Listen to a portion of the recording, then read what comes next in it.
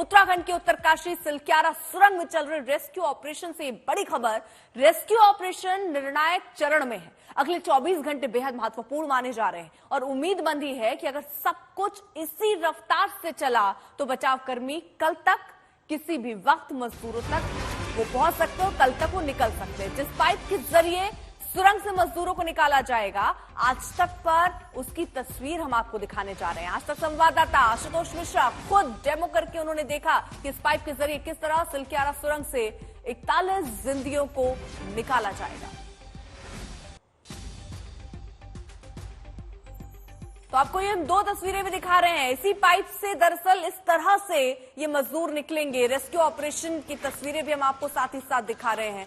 3 front पर ये rescue operation चल रहा है। टनल के दोनों ही तरफ यानी दोनों ही छोर पर ड्रिलिंग हो रही है। वर्टिकल यानी ऊपर से भी ड्रिलिंग की तैयारी की गई है। बाकायदा एक रोड बीआरओ ने बना लिया है। उसके अलावा वहां पे भारी भारी मशीनें पहुंच चुकी हैं। यानी 3 मोर्चे पर 3 फ्रंट पर ये रेस्क्यू ऑपरेशन चलाया जा रहा है। लेकिन जो सिलक्यारा छोर है वहां से ड्रिलिंग का काम सबसे तेजी से चलता हुआ आगे बढ़ता हुआ नजर आ रहा है। करीब करीब 32 मीटर तक खुदाई हो चुकी है और जाना है 60 मीटर, यानी 60 मीटर दूर पर मजदूर है। तो इसमें बचाने के 2 ऑपरेशन होंगे, यानी उन मजदूरों को निकलना इसी पाइप से होगा और वो कितना मुश्किल और एक जटिल होगा। आप समझिए कि एक तो ये जो दायरा है, ये पाइप 6 मीटर लंबी है। अब आप टेलीस्कोप समझते हैं, टेलीस्कोप का पहला हिस्सा आप देखते हैं, फिर उसकी पाइप खींचते हैं, फिर और पाइप खींचते हैं ज्यादा दूरी के लिए, यानी पाइप के अंदर पाइप, पाइप के अंदर पाइप, एक टेलीस्कोपिक इफेक्ट। लेकिन इसके अंदर जाना, इसके अंदर से निकलना आसान नहीं होगा। 6 मीटर का रास्ता तय करने में दरअसल आपको लगेगा इतना अंधेरा है, क्लास्ट्रोफोबिया जैसी कंडीशन हो सकती है, तो इसका भी रास्ता निकल गया है। मजदूर हैं, उनकी हिम्मत है, उनका हौसला है, वो यहाँ से निकलना उनके लिए कोशिश तो कर सकते हैं। एनडीआरएफ के लोग, एसडीआरएफ के लोग जब अगर जाएंगे तो मदद करेंगे। लेकिन तैयारी के लिए दरअसल एनडीआरएफ ने एक स्ट्रेचर तैयार किया है। उस स्ट्रेचर में बेरिंग लगी है। मान लीजिए कोई मजदूर नहीं निकल पाता तो उसको उस पर लिटा दिया गया, एक रोप बाहर और तुरंत खींच लिया जाएगा। बेरिंग है, पहिया है, तो वो रिवॉल्विंग होगा, वो आसान कर देगा निकलना। लेकिन हाँ समझिए कि सिर्फ यहां से लेकर के यहां तक आने में आपको बाकायदा क्रॉल करना पड़ेगा। सांस फूलने लगती है, अंधेरा है, डर लगेगा, आपको लगेगा सांस लेने में दिक्कत हो रही है। हालांकि वो पाइप का जो व्यास है उससे सिर्फ 10 सेंटीमीटर बड़ा है। लेकिन अगर ये दूरी इससे 10 गुना ज्यादा हो, यानी ये सिर्फ एक हिस्सा हो, अगर इससे 10 गुना लंबी दूरी तय करनी हो तो आप वो दूरी समझ लीजिए कि जहां वो ट्रक खड़ा है जिस पर सीमेंट की पाइप है, उससे लेकर के इस ट्रक के हिस्से में ये दूरी होगी 60 मीटर। और अमित, ये 60 मीटर जब पूरा करना होगा तो चुनौती होगी। लेकिन चूंकि जो तैयारियां हैं वो इसी हिसाब से हैं और ये हम समझ सकते हैं कि आपको अंधेरे का सामना करना, घुटन होगी, लेकिन शायद जो उम्मीद, बचने की उम्मीद और ये जो होगा कि अब चूंकि ऑपरेशन हो गया है, निकलने अगला खतरा ना हो, तो मुझे लगता है वो अपने आप एक हिम्मत दे देगी। एक बार कोशिश करते हैं। देखिए 600 मीटर और ये भी जरूर बताएं कि कितना मुश्किल होगा कि ये 6 मीटर लंबाई हम कितने समय में पार कर सकते हैं। मैं चाहता हूँ आप कैमरा दूसरी तरफ लेके पहुंचे, मैं उस पार पहुंचने की कोशिश करता हूँ। तो आशुतोष, इस वक्त टनल के जो टनल बन रहा है, माइक्रो टनल जो बन रहा है, वो इसी तरह की पाइपलाइन का टनल है जिससे आशुतोष इस वक्त निकल रहे हैं। कितना समय लगेगा एक वर्कर को बाहर निकलने में? आप देखिए बहुत तेजी से अगर आप निकलते हैं तो पहले टनल से कुछ सेकंड्स के अंदर आप बाहर निकलेंगे। लेकिन ध्यान रहे, इस तरह से 10 छोटे छोटे पाइपलाइन से बाहर आना है। लगभग 15 सेकंड से कम का समय लगा है। अभी इसमें थोड़ी सी आपकी फिटनेस, तत्परता, अगर आपको क्रॉलिंग आती है, मुझे नहीं पता वो मजदूर क्या इस तरह से फिट हैं या इस तरह से ट्रेंड हैं कि वो 12 सेकंड 15 सेकंड के अंदर ये 6 मीटर की दूरी पार कर 11 दिन अंदर रहें और 11 दिन अंदर रहें, थकान भी होगी।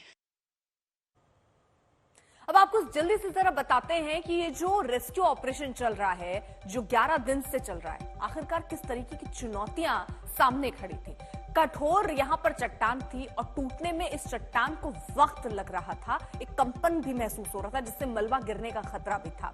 मलबा गिरने का ये खतरा नाजुक चट्टान होने की वजह से भी। ये 3 चुनौतियां हम आपको बता रहे हैं जो रेस्क्यू ऑपरेशन में सामने आई है। सबसे पहले बड़ा चट्टान जिसको काटने में दिक्कत, उसके बाद उससे अगर हम ज्यादा कंपन होता है तो मलबा गिरने का खतरा, और तीसरा स्टील का मलबा ड्रिलिंग में इसलिए भी दिक्कत आई क्योंकि स्टील का मलबा, क्योंकि पहले से ही एक टनल बन रहा था और उसी दरमियान ये 41 जिंदगियां वहां पर फंस गई। उसके बाद उनको निकालने का ये रेस्क्यू ऑपरेशन चल रहा है। पाइप से जिंदगियों को बचाने की कोशिश होगी। रेस्क्यू ऑपरेशन को लेकर आज तक आपको बेहद अहम खबर बताने जा रहा है और ये हर देशवासी के लिए एक तरह से राहत की खबर है। उत्तरकाशी के सिलक्यारा सुरंग में रेस्क्यू ऑपरेशन में आज तेजी आई है। ड्रिलिंग में कठोर चट्टान की जो बाधा थी उसे तोड़ लिया गया है। 60 मीटर तक पहुंचना है और 37 मीटर तक ड्रिलिंग हो चुकी है। अमेरिकी ऑगर मशीन तेजी से अपना काम कर रही है। अब उम्मीद ये बन रही है कि कल किसी भी वक्त मजदूरों तक बचाव कर्मी पहुंच जाएंगे।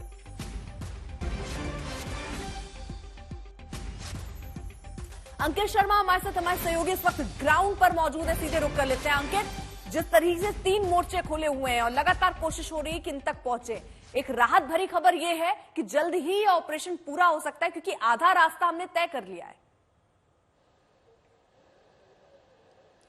जी बिल्कुल अर्पिता, बहुत अच्छी खबर इस समय सामने आ रही है। आज सुबह से ही लगातार गतिविधियां चल रही हैं। आपको एक लिए चलते हैं, कुछ विजुअल्स दिखाने की कोशिश करते हैं। मेरे पीछे देखा जा सकता है किस तरह से मूवमेंट यहाँ पे चल रहा है सिलक्यार एंड पे, और जिस तरह से डंपर जो है वो बार बार अंदर बाहर जा रहे हैं डेब्रीज को लेने के लिए। डंपर्स का मूवमेंट शुरू हो गया है। और अगर टनल के सीधे हाथ पे चले तो एनडीआरएफ लगातार रिहर्सल कर रही है, ड्रिल कर रही है और एनडीआरएफ को स्टैंड बाय पे रखा है। जिस तरह से हमारे सहयोगी आशुतोष और अमित ने एक डेमोन्स्ट्रेशन में दिखाया कि किस तरह से जब पैसेज अंदर चला जाएगा और पूरा पैसेज बन जाएगा, जब पाइप्स उस तरफ चले जाएंगे तो कैसे वर्कर्स को बाहर निकाला जाएगा। इसमें एक एडिशनल इन्फॉर्मेशन ये भी है कि एनडीआरएफ जो है वो स्ट्रेचर्स और पुलिस का भी इस्तेमाल कर सकती है, जो अभी तैयारी में एनडीआरएफ लगी हुई है। ये एक बहुत अभी जो जिस तरह से मल्टीपल ऑर्गेनाइजेशंस का जो ये रेस्क्यू ऑपरेशंस है वो अब तेजी से नतीजे दिखा रहा है। और अच्छी खबर ये है कि अभी तक 39 मीटर्स का ड्रिलिंग हो चुकी है, पाइप इंसर्ट हो चुके हैं और जिस तरह से अथॉरिटीज बता रहे हैं बहुत होपफुल हैं कि अगले 15 घंटे में कुछ बेहतर रिजल्ट्स आएंगे। उसके साथ साथ वर्टिकल ड्रिलिंग के लिए भी तेजी से कार्रवाई शुरू हो गई है।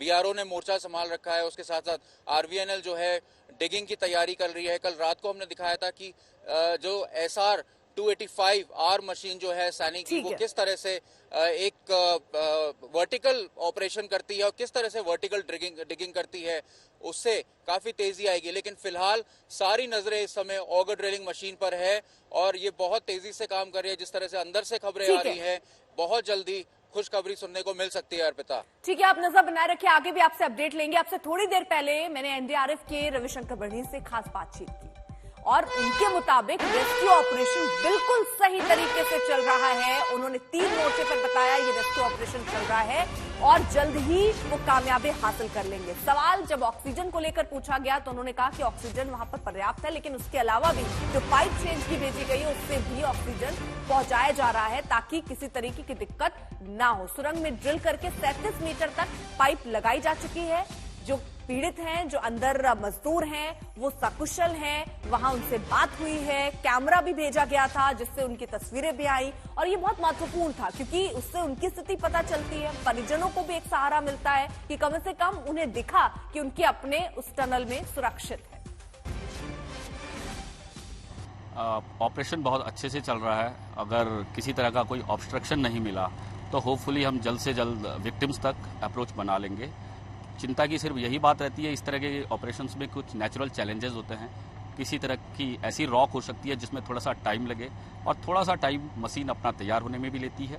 तो अभी तक स्मूथली काम चल रहा है और होपफुली जल्दी ही विक्टिम्स तक हमारी पहुंच बन पाएगी। परसों की रात को एक जो सेकेंड लाइफ लाइन जो एक हमारी प्रायोरिटी थी वो NHDICL ने बहुत अच्छे से मैनेज कर ली है और अच्छे से विक्टिम्स तक खाना पीना पहुंच रहा है। तो अब मेन फोकस उनको निकालने के लिए जो हॉरिजॉन्टल टनलिंग की जा रही है, एस्केप टनल बनाई जा रही है, उस पर है। हम बहुत पॉजिटिव है। सभी पूरे देश के रिसोर्सेस यहाँ लगे हैं। हमारे PMO से यहाँ मॉनिटरिंग की जा रही है। हर एक मशीन को टाइमली पहुँचाया जा रहा है। देश के कोने कोने से ग्रीन कॉरिडोर बनाकर मशीनें संसाधन जुटाए जा रहे हैं और जो मशीनें यहाँ पे काम कर रही हैं अभी तक बहुत अच्छे से काम कर रही हैं। तो मुझे पूरी उम्मीद है कि हम जल्द से जल्द विक्टिम्स तक पहुंच बना पाएंगे और सभी को सेफली निकाल पाएंगे।